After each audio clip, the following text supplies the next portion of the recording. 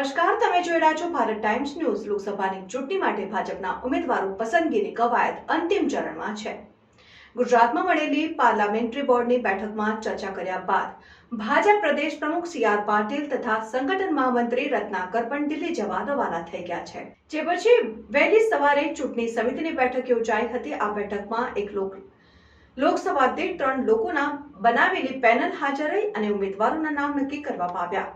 નક્કી કરાયેલા તમામ નામ દિલ્હીમાં મળનારી બેઠકમાં રાખવામાં આવશે। દિલ્હી જવા માટે ભાજપ પ્રદેશ પ્રમુખ સી.આર. પાટીલ તથા સંગઠન મહામંત્રી રત્નાકર રવાના થઈ ગયા। દિલ્હીની બેઠકમાં આ નામ ઉપર ચર્ચા થશે। મોડી રાત સુધી ભાજપની પાર્લામેન્ટરી બોર્ડની બેઠક મળી હતી, જેમાં નિરીક્ષકોને સાંભળવામાં આવ્યા। ગાંધીનગર લોકસભાની બાદ કરતા તમામ લોકસભા વિસ્તારમાં ઓછામાં ઓછા 5 અને વધુમાં વધુ 22 જેટલા દાવેદારોએ દાવેદારી નોંધાવી છે।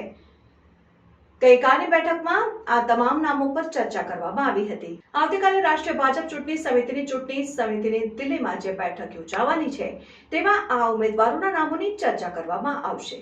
જોતા રહો ભારત ટાઈમ્સ ન્યૂઝ।